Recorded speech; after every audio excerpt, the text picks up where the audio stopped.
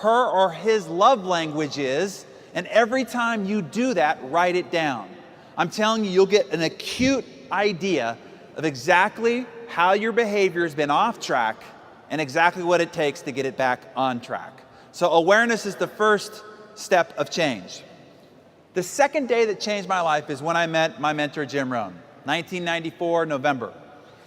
I'm in a seminar at the back of the room, and Jim at the front says, "How many people here want to have more?" And I raise my hand. Yeah, I want to have more. I want to have a bigger business, more money, better relationships. Sure, I want to have more. And I'm thinking, what do I got to do now? Because I was already working 14, 16 hours a day. All I was doing just grinding away at work. I'm thinking, what do I have to do now? So I'm ready to take notes. Okay, now what? And he says, if you want to have more, you have to become more. And I'd never heard that twist of logic. And he went on to explain. He said, look, success is not something you pursue. Success is not a doing process. He said, what it is that you pursue eludes you. It can be like trying to chase butterflies. It eludes you. He said, instead, success is something you attract by the person you become. So for things to change, you've got to change. For things to get better, you've got to get better. And when you improve, everything and all your results improve around you. And so I remember when I was 29 years of age, and I'm ready to get married, okay? And so it was a rainy weekend. I was living in Dallas at the time, and I decided I'm just going to take this journal and I'm just going to write down everything that I want in a woman. Great detail, okay? I mean, kind of food she liked, kind of art she liked, kind of music she likes, kind of place she likes to travel, right? The how she wanted to raise children, down to the texture of her hair, the color of her eyes, everything. I filled out 40 pages of my ideal woman. And I remember reading it going, yeah, that's my woman, right? And then I'm thinking, what do I got to do to get this girl? And then I heard Jim Rohn's voice in the back of my head. He said, what you pursue will elude you. Instead, it's who you have to become. So I started by asking myself two questions. I asked this question. I said, based on the woman that I described on these 40 pages, what kind of a man does she want for herself? And I started to write down all the attributes of what this quality woman would want in a quality man. And then the second question I asked myself is, what is the difference between me and that man? And all the ways that I need to grow and improve in order to become that man attracted to and worthy of this woman. And so I don't really know exactly how this works, okay? Some things are, as Jim would put it, mysteries of the mind. But I'm telling you, as if she were peeled off the pages of my journal. 3 years into our marriage, I found the journal and I had her read it, and she was shocked about how specifically detailing her. So now let me translate this for you, okay? What kind of people do you want to recruit into your ACN business? What are those attributes that you're looking for in the ideal representative for your business? It's important to make a list. Who do you want? What attributes? What qualities? What characteristics? Are they passionate? Are they energetic? Are they disciplined? Are they consistent? Are they loyal? Do they have integrity? What are those attributes?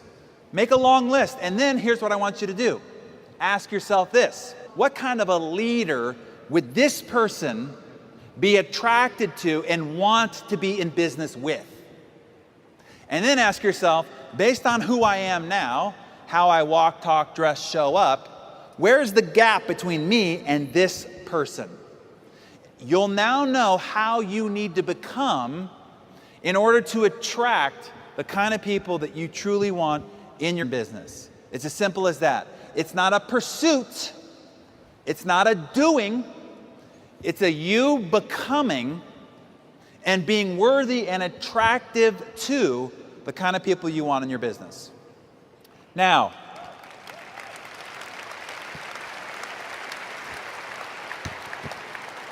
behavior repeated become habits. Now I'm telling you, This is the key point. Choices that you start acting on ultimately need to become habits. Your habits will determine your life and lifestyle. If I watch you for a few days and I notice your habits, I can guess your bank account within a few euro. I can predict your future.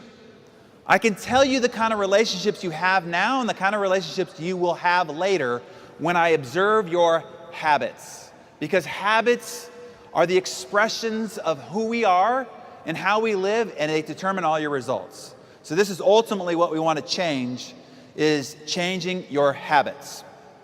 Now, a habit is something, when you repeat a behavior, you develop inside your brain what's called a neurosignature. Or let's just make it less technical.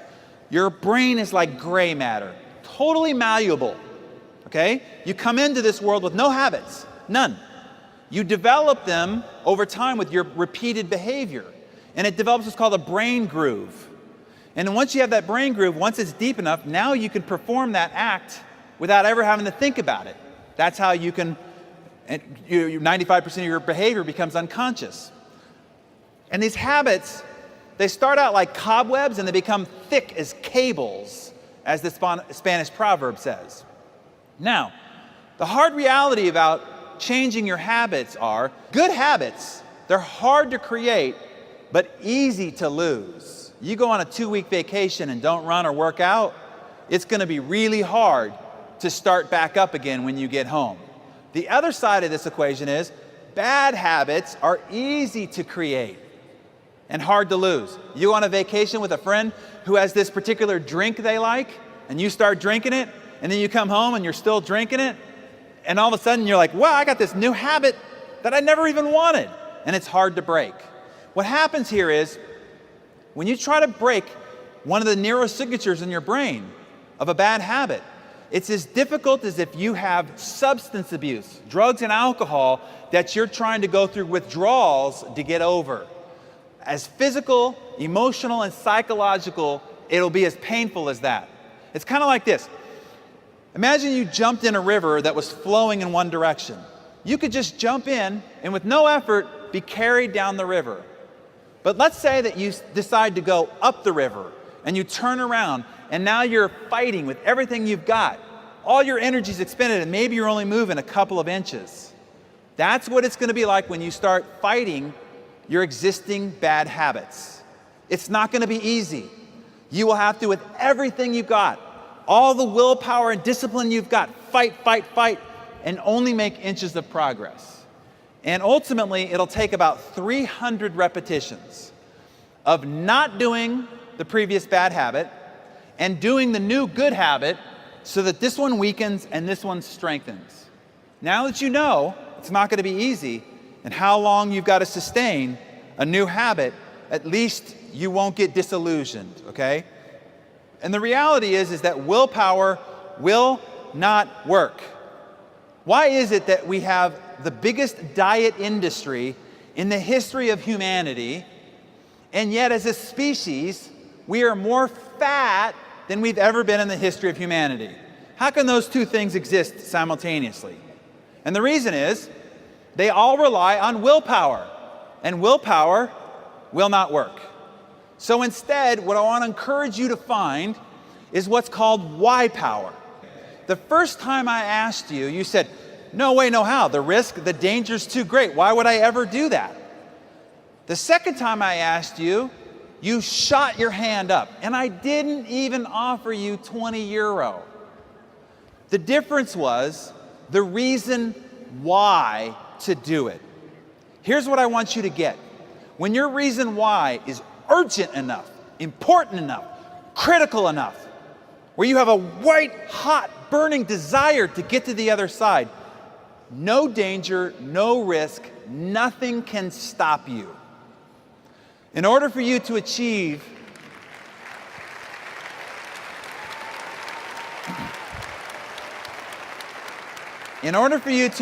the kind of goals that you're capable of achieving, what's stopping you is you don't have enough reasons that are urgent, powerful, and compelling enough to have you overcome any danger, risk, or fear that you've got to getting there. And you will need this why power to sustain the changing of your habits. So that's the reason why inside the Living Your Best Year Ever, which is the goal achievement system I've used since I was 18 years old, and is responsible for several $1 million of income of learning how to achieve goals. One of the most important things that's covered in there is finding your reason why, discovering it, articulating it, getting clarity on it. Now, it's important that you figure out what your bad habits are and that you uproot them from your life, and you figure out what success habits you need and install them. So this is the question you have to ask yourself. What are the bad habits that are sabotaging my success? Is it gossiping? Is it watching too much television? Is it eating poorly? Is it not being consistent? Is it lack of discipline? What is it? And what success habits do you need to install to accomplish your goals? And inside the compound effect, I'll outline 5 strategies for you to uproot these bad habits, because you've got to yank them from your life. They keep derailing you. They keep distracting you from your potential. So how to uproot them, and then 7 ways to install the success habits that you need. Install them deeply into your day-to-day methodology so that you can stay on track and keep the trajectory you want for your life, okay? So you'll find that inside the compound effect. But I want to leave you with something that you can start applying right now immediately, okay? How to build your success system. I call it my massive transformation formula, because in 3 points, I'll show you how to create a massive transformation for your life. If you want to have a very different life than the one you're leading right now, one that's actually equivalent to your true potential, which is way beyond where you're living right now, this is all it takes, okay? Let me outline it for you. Number 1 is this. Figure out what your big 3 goals in life are, okay? I don't care whether you got 50 goals, 100 goals, 1,000 places you want to see before you die, 50 places on your bucket list. Set all that aside. What are the 3 most important goals you've got for your life for this year that if you accomplish them, this would be the best year of your life? So you might say, okay, well, if it's going to be big goals, if I accomplish this, that'd be pretty good. But I've had some pretty big years, so if I accomplish this and that, okay, wow. But if I accomplish this, this, and that, this would by far be the best year of my life. That's all you need. Take everything else, set it aside. Those are your big 3. Number 2 is this. What are those couple of key behaviors most important to each goal to accomplishing them? This is where the transformation comes in. You're only 1 or 2 key behaviors away from a massive transformation in any area of your life. You want to change your marriage? There's probably 1 or 2 key behaviors that would create a massive transformation. You want to change your sales? There's probably 1 or 2 key behaviors that would change your results in a massive way. So the key is to figure out what those are. Now, they're not 5,000 behaviors or functions. It always comes down to about a half dozen.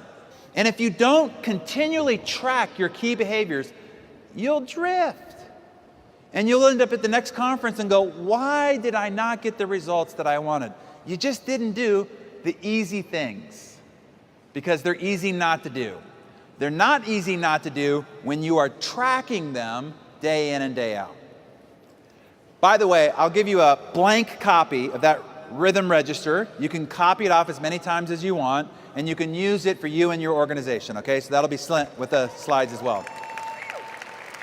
So what's the last line? What's the last line of code to complete your world-class operating system? It really is just about time. The time to compound the consistency of these new choices. Simple as that. But here's the big warning. This is the pitfall. This is what will cause you to fail and blunder more than anything else. At the same time, if you master this skill, you can beat anybody in this room to this stage, to the top of this organization. This is the one attribute that when anybody asks me what I would attribute my